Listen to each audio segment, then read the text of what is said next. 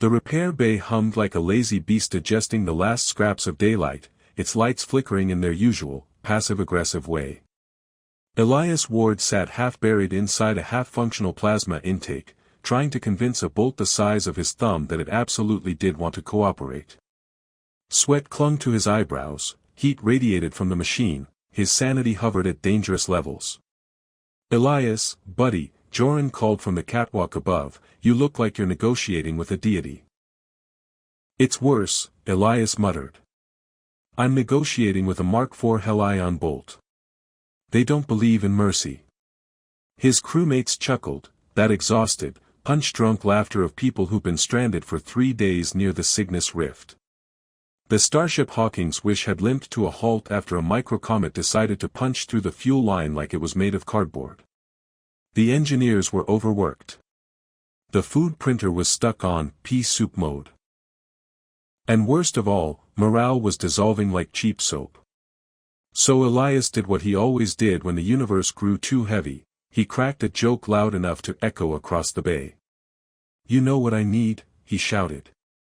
"A wife big and strong enough to lift this generator with one hand and shake the bolts loose with the other. Preferably someone who doesn't mind my charming personality." A ripple of laughter followed, but it abruptly died as shadows spilled across the bay floor. Heavy footsteps rang out, metallic, rhythmic, purposeful. Elias wiped his hands on his jumpsuit and slowly leaned out of the plasma intake. A squad of Errol Warbride stood at the entrance. Towering cybernetic warrior women known for ending wars, bending starships to their will, and, if rumor was to be believed, tearing a tank in half out of boredom. Their armor glowed faintly, tracing the lines of muscle beneath. Their faces were striking, like works of art carved with gentle precision. Their long, elegant ears flicked slightly as they took in the room. At their head stood one unlike the others. Tall. Sculpted. Golden eyes that held both keen intelligence and a spark of mischief. Subtle metallic patterns traced her cheekbones. She looked like a human woman filtered through battlefield mythology, and when her gaze landed on Elias, her long ears twitched in a way he didn't yet understand. "You," she said. Elias pointed at himself. "Me?" "You spoke of desiring a wife capable of lifting heavy machinery," she declared in a smooth, resonant voice. "A proposal spoken under witness. I accept." The room went silent enough to hear a photon sneeze. Elias blinked. Twice. Maybe 3 times. I was joking." "It does not matter," she replied, stepping closer. According to Errol tradition, any spoken desire reaching the ears of a warbride becomes an initiated courtship ritual. Joran whispered behind him, "Congratulations, man. You proposed to a 7-foot cyborg because you couldn't unscrew a bolt." Elias whispered back, "I'm going to die single and confused on an alien dreadnought, aren't I?" The warbride extended a hand, elegant, armored, and terrifyingly confident. "I am Soraka, 9, daughter of the Steel Matrons. You have initiated a bond. You will accompany me for evaluation." "Evaluation?" Elias asked, suspicious. Joran coughed. "Compatibility trials. Good luck." Elias felt his soul try to climb out of his body. "Look, Soraka, 9, I appreciate the enthusiasm, but this is all a misunderstanding. Humans joke all the time." "Joke? Joking. Very unserious." Soraka tilted her head. "A bonding ritual that begins with humor. Interesting. It's not, what?" She stepped even closer. Her long ears angled forward slightly, a sign he guessed might mean interest. Or warning. Or hunger. Hard to tell. "You will not dishonor your word," she said calmly. "The Errol value truth, strength, and clarity. You have shown strength of humor, and we consider that a noble trait." Elias pressed a hand over his face. "Why is this happening to me?" Soraka studied him for a long moment. Then she leaned down until they were eye level, which was unfair, considering she still had to bend. "You fear me," she said gently. "I fear everything," Elias said honestly. "It's kind of my charm." A faint smile pulled at the corner of her mouth. "Then perhaps we are compatible." Before he could protest again, she activated her wrist beacon. A shimmering holographic sigil appeared between them, crackling with energy. The symbol of a Warbride's acceptance, and a legally binding notice that a courtship trial had begun. His crewmates scrambled back like he'd just detonated a romance grenade. "You will come with me," Soraka said. "My ship awaits." "Wait. Wait, hold up," Elias said, hands raised. "I'm a mechanic, not a husband in training. And I don't even know the rules. Or what these trials involve. Or your favorite food. Or if your people kiss or punch to show affection." "Both," Soraka answered. "Oh good. Wonderful. I'm doomed." She extended her hand again.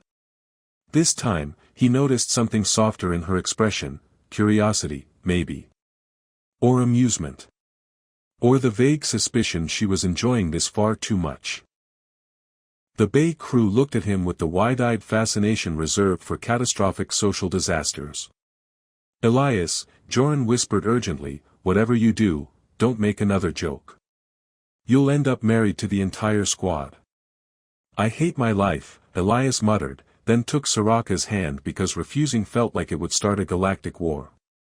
Her grip was warm, steady, and surprisingly gentle as she pulled him toward the exit. "Come, human," she said. "Your trials begin now.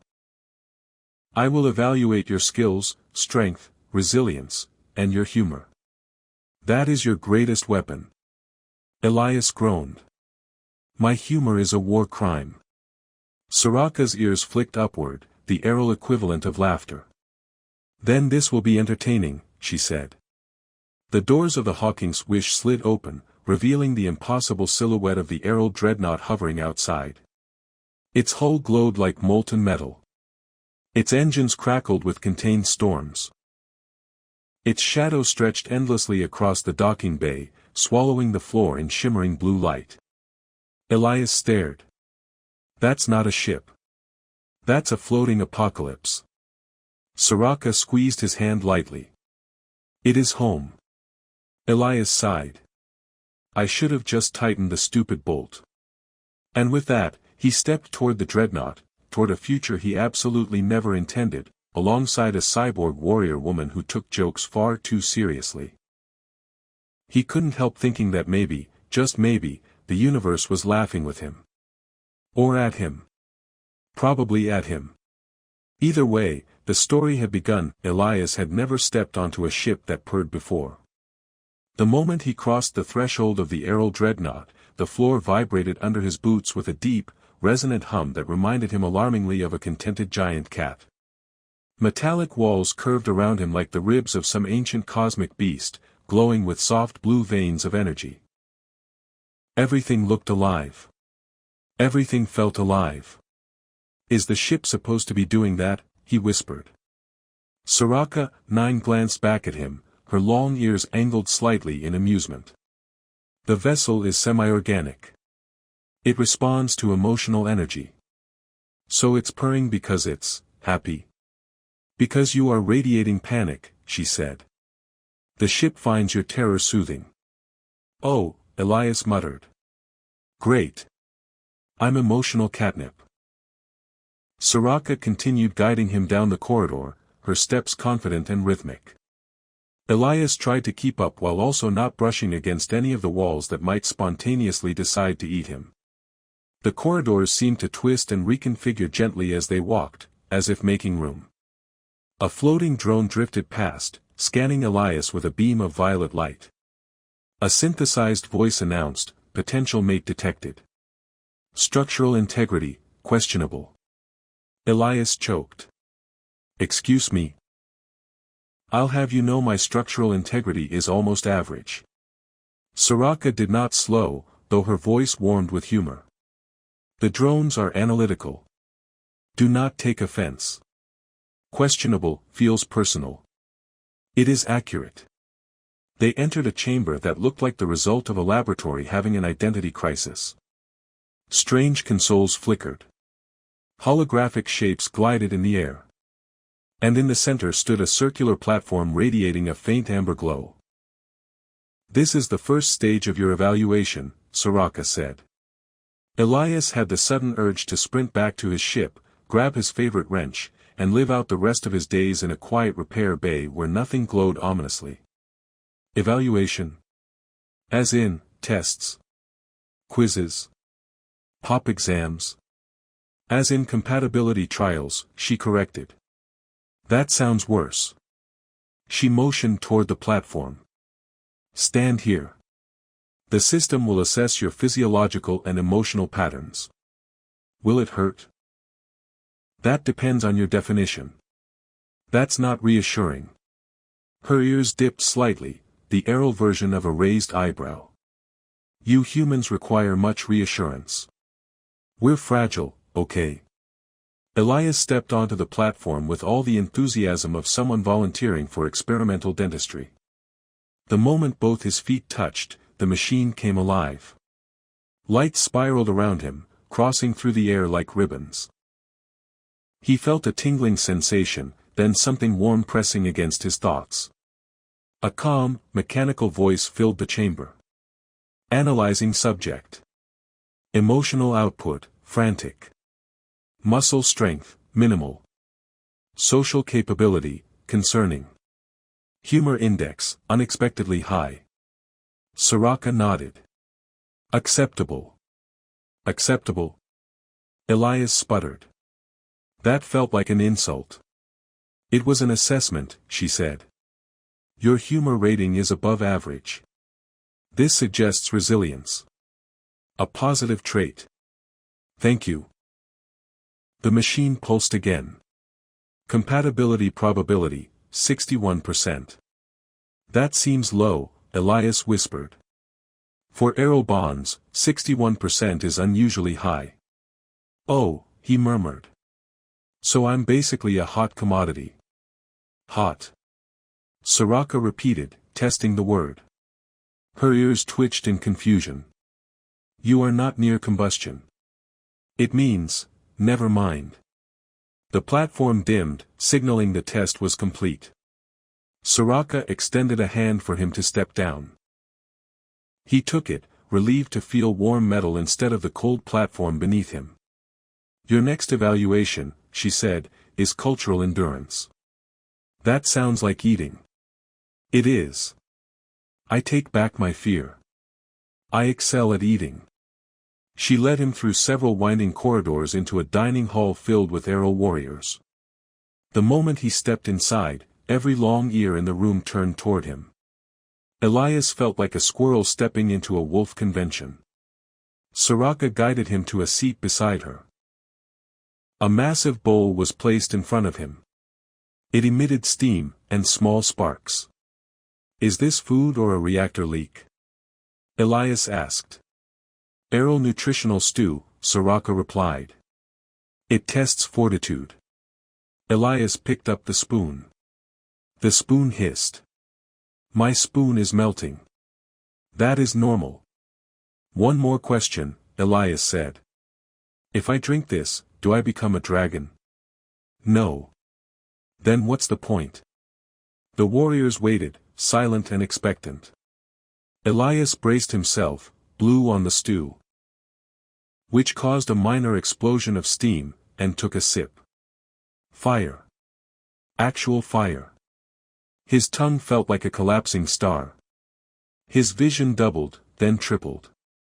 Somewhere in the distance, he heard someone cheering. He coughed. Smoke spiraled from his mouth. It's great. Soraka's expression softened, admiration flickering in her eyes. You endured better than expected. One warrior leaned over. He is strong for a soft being. Elias wiped his forehead. I'm honored. And dying. The meal continued as a test of willpower. Every bite felt like wrestling a solar flare, but Elias powered through with jokes, dramatic groans, and several whispered prayers.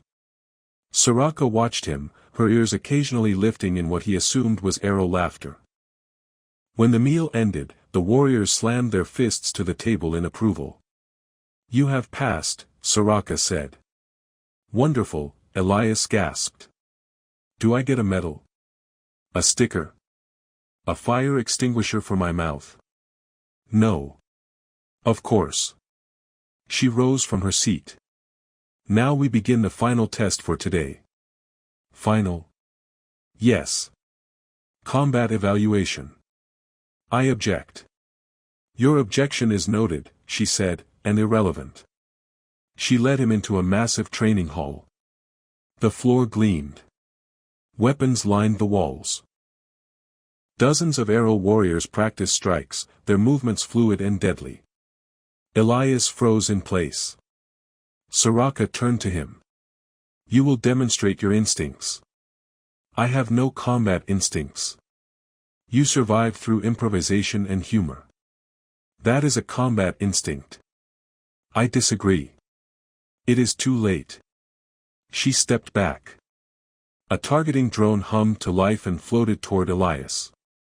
He waved his hands wildly. "I surrender." The drone scanned him, beeped twice, and fired a low-intensity pulse bolt. Elias yelped and ducked. The bolt hit the wall behind him, leaving a scorch mark. Another bolt. Elias dove behind a console. Warriors began watching. Some even paused mid-combat. Soraka's voice echoed. "Use your traits, Elias." "My traits include panic and poor decision-making."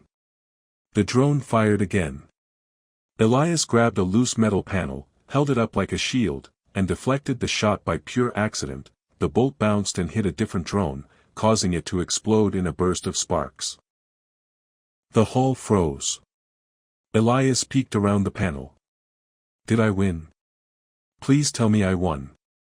Soraka stepped forward, her ears lifting in what might have been pride. "You adapted. You improvised.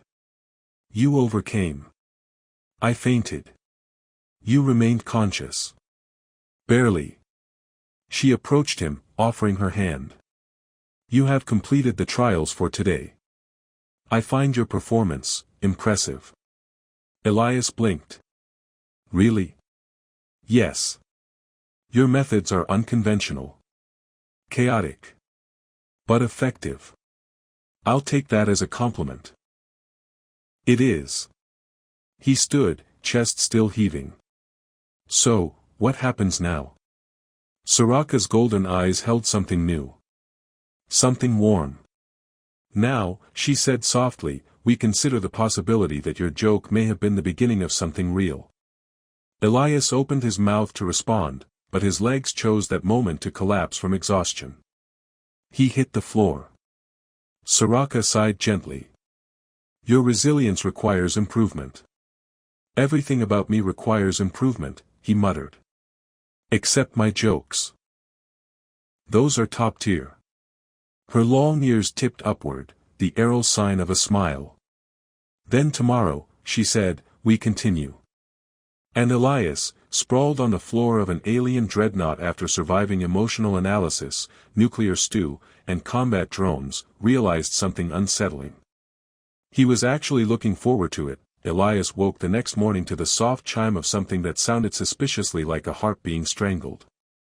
His eyes snapped open. The ceiling above him rippled like liquid metal before settling into its usual crystalline sheen. He groaned, rolled over, and discovered the bed was slightly breathing. He yelped and fell off it. A gentle voice emanated from the wall. "Good morning, potential mate. Your rest cycle was monitored. Your snoring patterns are inconsistent with optimal oxygen flow." "I wasn't snoring," Elias argued. "You were," the wall replied. He pointed at it. "You can't prove that. I have recordings." "Please delete them." Request denied. Before Elias could launch into round 2 of his battle with the sentient architecture, the door slid open with a soft whisper. Soraka, 9 stepped inside, fully armored, radiant, impossibly composed, the complete opposite of the unwashed toothbrush-shaped disaster that was Elias. Her long ears perked the moment she saw him crumpled on the floor. "You have fallen," she observed. "Yes, thank you," Elias muttered. "I was unaware." "You are unharmed." "My dignity is dead." Soraka nodded solemnly. "I will retrieve a replacement."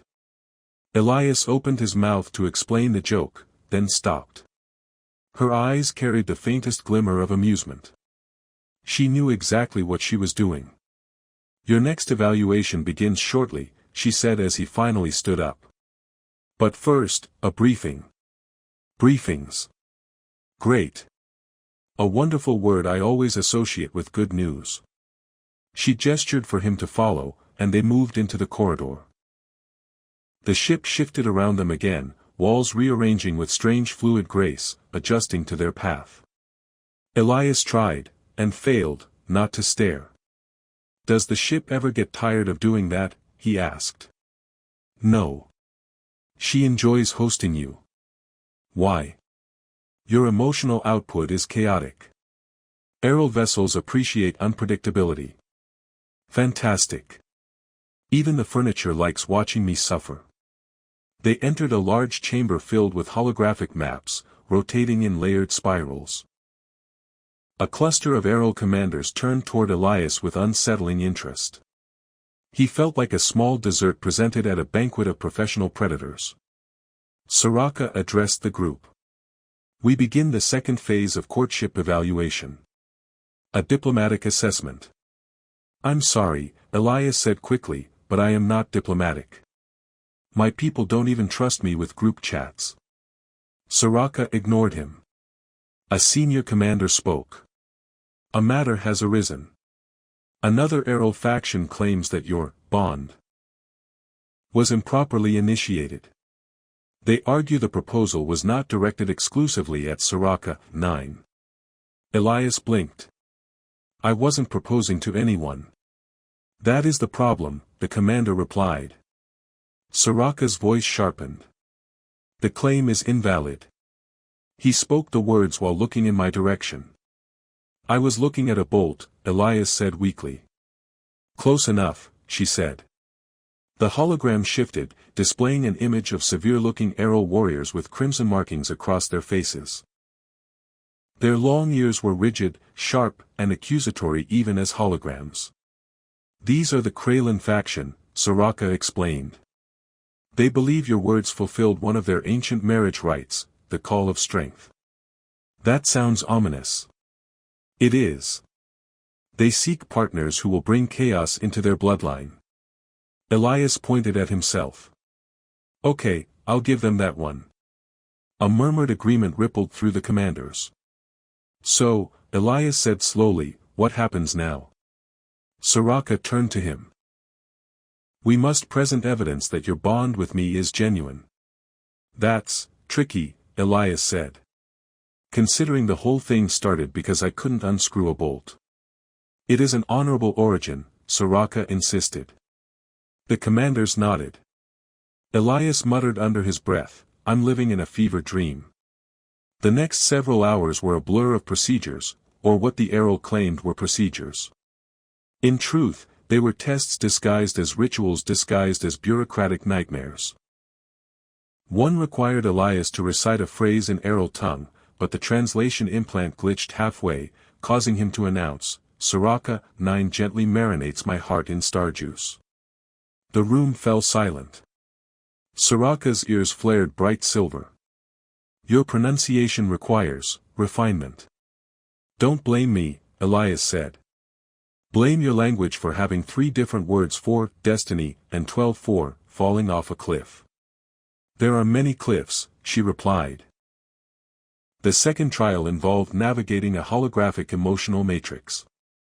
Elias was given a series of abstract alien symbols and asked to assign appropriate feelings.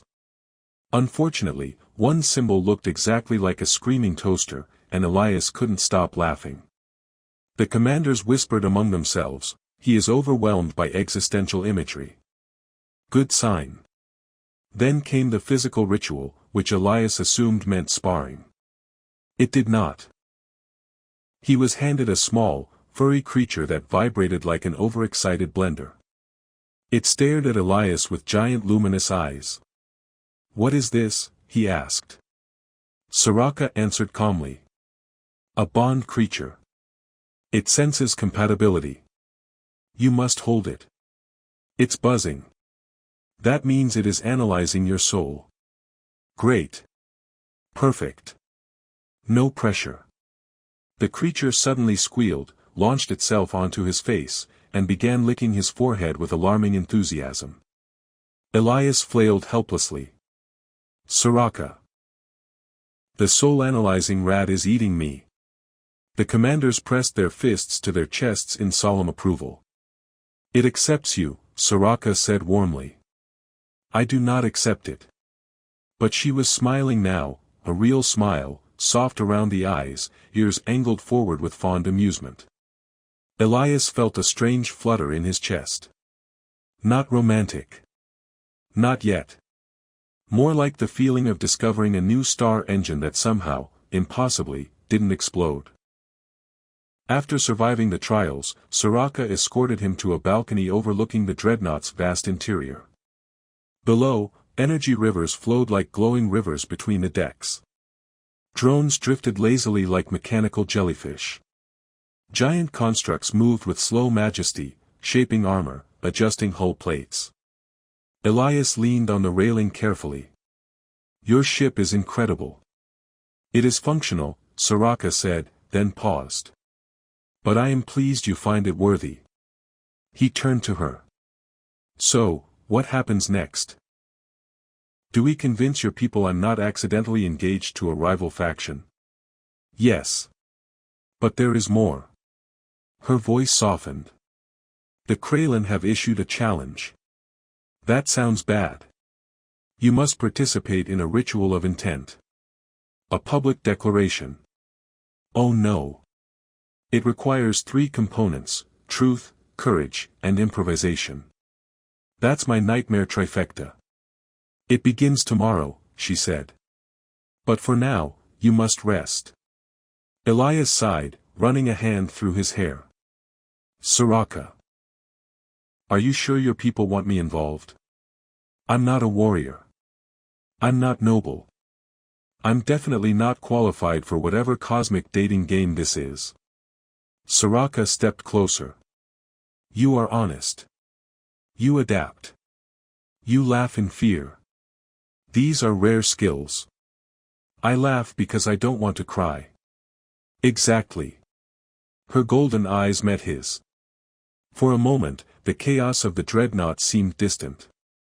Quiet. Calm. Then a drone zoomed past and announced, "Alert, subject Elias exhibits rising emotional output. Possible courtship escalation." Elias groaned. "I hate that drone." Soraka's ears lifted again, unmistakable amusement. "It is fond of you. I'm switching to hand signals from now on." She touched his shoulder gently. "Sleep. Tomorrow, the clans will test your resolve. But you will not face them alone." Elias nodded, feeling warmth settle inside him. "Thanks, Soraka." As he left the balcony, the ship vibrated beneath him, purring again. He muttered, Yeah. I know. I'm terrified." "Glad you enjoy it."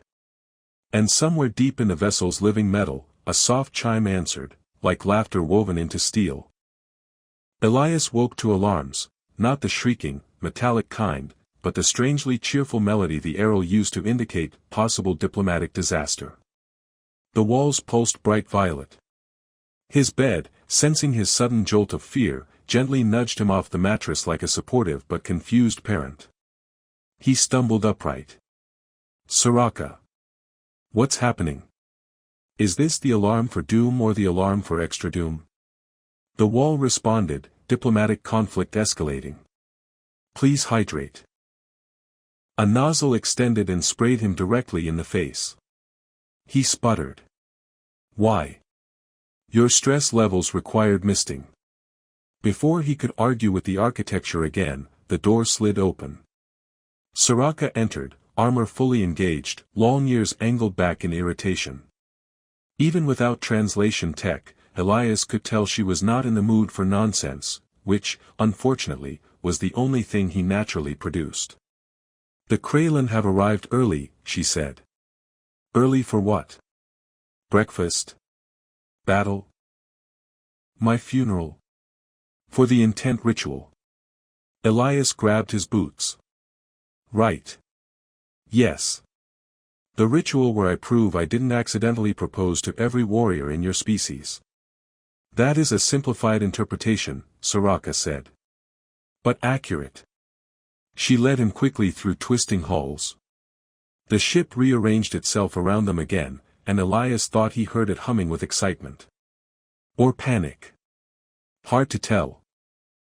As they entered the central spire chamber, Elias saw thousands of glowing sigils floating in spirals, illuminating balconies filled with aerial warriors.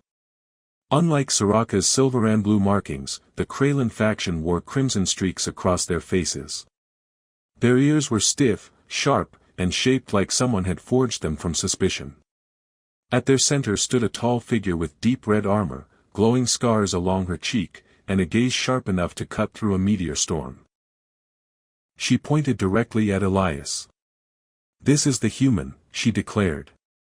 The one who made the call of strength. Elias waved awkwardly. Hi. Yes. That was a misunderstanding, so if we could. Silence, she shouted. He stopped waving. Understood. Soraka stepped forward, her voice steady. Commander Vera, you have no claim. The vow was directed toward me. Vera's ears flattened. He said he required a wife of strength. He said it in the presence of our scouts. Therefore, he spoke to us. Absolutely not, Elias said. I was talking to a bolt. Vera scoffed. Your metal objects do not count as witnesses. Tell that to my toolbox. It judges me every day. An echo of confusion rippled through the crowd.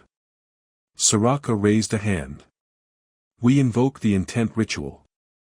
Let the human speak his truth before the clans. A massive crystalline pillar rose from the floor, projecting light across Elias like a spotlight from a disappointed parent. Elias stepped into the glow, feeling like he was about to host the worst talent show in the galaxy. A voice boomed, Subject Elias Ward. Declare your intent. The entire chamber went silent. Elias swallowed. My intent is, to clarify that I didn't mean to propose to anyone. I was frustrated at a stubborn piece of machinery. Humans do that. We vent. We exaggerate. We say dumb stuff like, I need a wife who can lift a generator with one hand. It wasn't literal. Or official. Or binding. Or anything. Vera snarled. Unacceptable. Intent must be proven. Soraka stepped closer, voice calm but firm. He speaks with honesty. Vera snapped, honesty is not enough. He must demonstrate loyalty. Elias threw up his hands. To who? I barely understand your tax system. Gasps filled the chamber. Soraka quickly whispered, Elias, never mention taxes. The clans consider them sacred. This galaxy is insane, he whispered back. Vera stepped forward. If he wishes to claim Soraka, 9, he must show resolve. A test of courage. Alone. Elias blanched. Define courage. Survival. That's not a definition. That's a threat. Soraka's ears angled sharply. I object. He has not completed his training. Your objection means nothing, Vera snapped. Let the human face the trial. Before Elias could protest, the floor beneath him opened into a descending platform. He yelped as he sank into a lower chamber filled with flickering shadows and humming energy fields. Soraka followed immediately, landing beside him. You must not listen to them. This is a performance. Show them your heart, and they will yield. I would prefer to show them a note from my doctor saying I'm allergic to danger. But there was no backing out. The trial began. The chamber transformed. Walls shifted. Platforms drifted. Holographic illusions flickered into existence. Towering beasts, swirling storms, collapsing asteroids. The Arrow were testing not strength but adaptability. Soraka whispered, the illusions provoke instinct. Do not trust what you see. Fantastic, Elias said. My eyesight is terrible already. A shimmering creature appeared, tall, multi-limbed, dripping cosmic fire. It lunged at Elias with a roar. He screamed, grabbed the nearest object, a fire extinguisher of all things, and sprayed it wildly. The hologram sizzled, glitched, and evaporated. Soraka's ears shot upward. You defeated a Class 5 fear beast with foam. I panicked creatively. The trial escalated.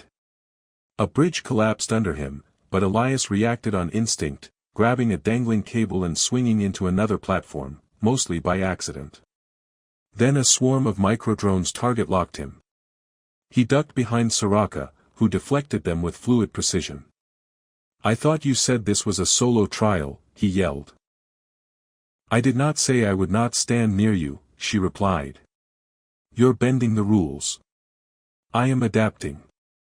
Another illusion appeared, a towering duplicate of Soraka herself, this one armored in obsidian, her eyes glowing bright crimson. The clone pointed its blade at Elias. Choose, it commanded. The real one, or the strong one. Elias didn't hesitate. Easy. The one who hasn't threatened me today. He walked past the clone and stood beside Soraka. The illusion shattered. A deep chime resonated through the chamber. Trial complete.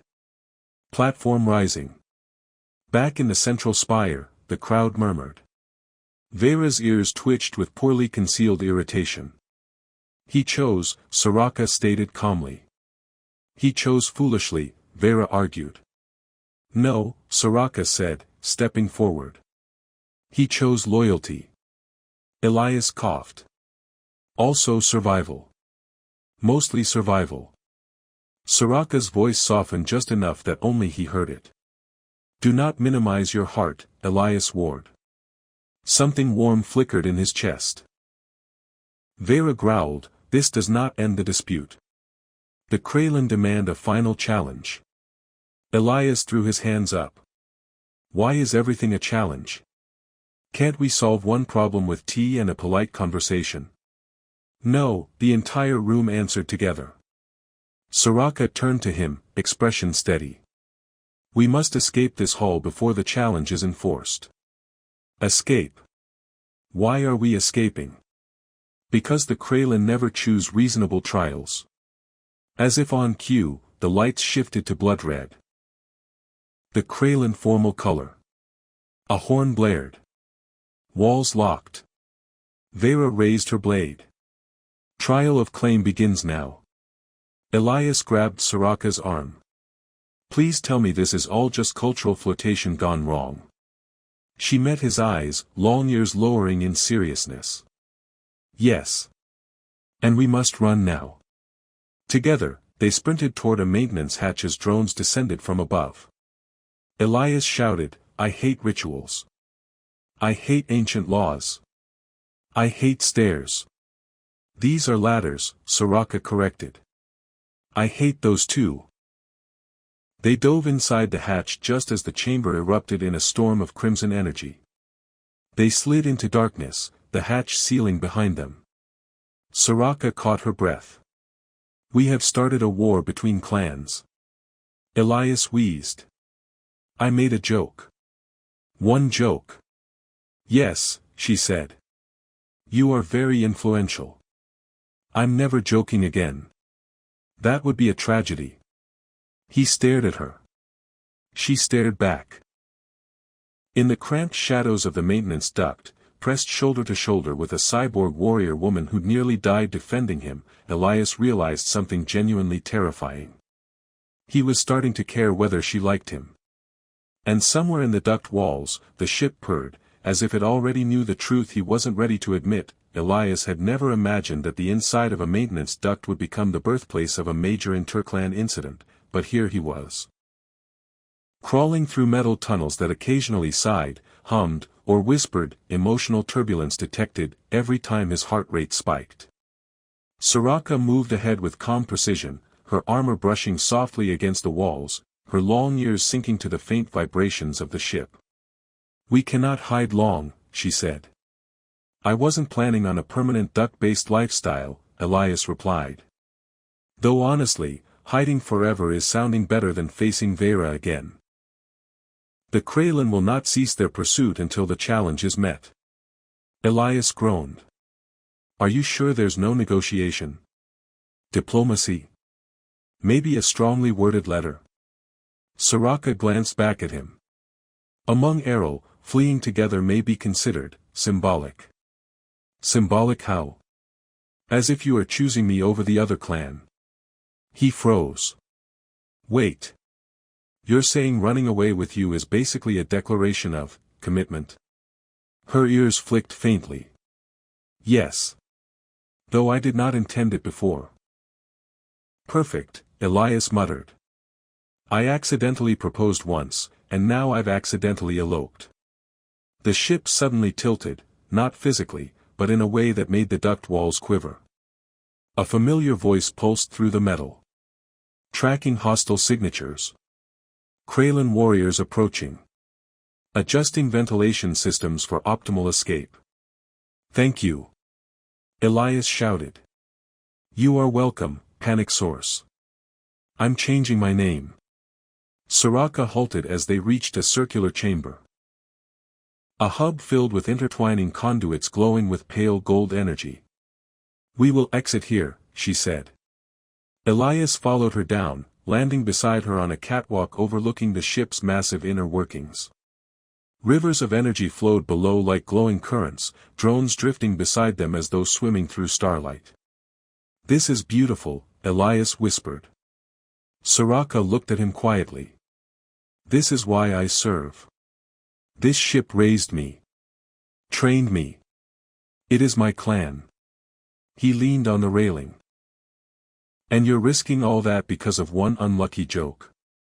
"You misunderstand," Soraka said, stepping closer. "I am not risking my clan. I am choosing my path. That is what the trials were meant to reveal."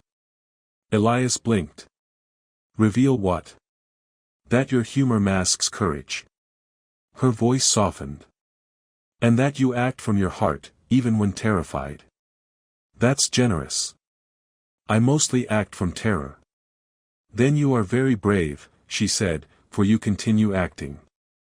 Before Elias could respond, or faint, which felt like an option, alarms pulsed through the chamber. A hologram flickered above the walkway, projecting the looming image of Commander Vera. "Soraka, 9, Vera growled, "you have violated the laws of challenge. The human must be claimed by strength. You cannot protect him." Soraka's stance turned sharp. "I do not protect him. I stand with him." Elias raised his hand. "Hello. Yes, the human here. I would like to officially opt out of being claimed. In fact, I would like to be very unclaimed. As unclaimed as possible." Vera's eyes narrowed. "The trial is simple, human. Choose your side. Speak your intent. Do you stand with Soraka, 9? Or do you accept the Kralin claim?" Elias opened his mouth, then froze. A storm of thoughts erupted in him at once: frustration, fear, affection, confusion, stubbornness. He had stumbled through tests, nearly died from spicy stew, fought holograms, been chased by war drones, and accidentally started interclan conflict. And yet, he thought of Soraka's laughter when she pretended to misunderstand his jokes. Her steady hands guiding him through danger. The way her long ears tilted when she was secretly pleased. The way she stood beside him, not in front of him. She never treated him as a burden. She treated him as a partner. For once, Elias did not crack a joke to escape the moment. He straightened his shoulders, heart pounding, and stepped beside Soraka. "My intent," he said, voice steady, "is that I choose Soraka." 9. The chamber fell silent. Even the energy currents paused as if listening. Elias continued, surprising himself with how easily the words came. "I didn't plan this. I didn't understand it. I didn't even understand half your rituals. But Soraka has protected me, taught me, laughed with me, and believed in me when she really shouldn't have. And I don't care what your traditions say, that's who I want beside me." Soraka inhaled sharply. Her ears lifted, shimmering silver at the edges. Vera growled. "Sentiment is not a trial." "Then let's make it one," Elias said. "You want strength? Here's mine, I don't run from who I choose." A ripple of murmurs traveled through the watching Arrow warriors. Vera stepped forward. Then hesitated. Her rigid ears dipped, a sign of reluctant respect. "Very well," she said. "The human has spoken. The Kralin withdraw." Elias almost collapsed. "Thank every star in the galaxy." The hologram vanished. The alarms faded. The chamber quieted until only the soft hum of the ship remained. Soraka turned to him. "Elias Ward," she said softly, "you spoke with honor." "I spoke out of panic," he corrected. "You spoke truth," she insisted. He looked at her, feeling something shift inside him, a deep, steady warmth that wasn't fear, for once. "Soraka, what does this mean for us?" She approached, taking his hands gently in hers. "It means our bond may continue. If you wish it. Without trials. Without pressure. Without misunderstandings." He exhaled shakily. "I want it. I want you." Soraka's long ears rose high, arrow joy, and her golden eyes softened with something unguarded. "Then our path begins."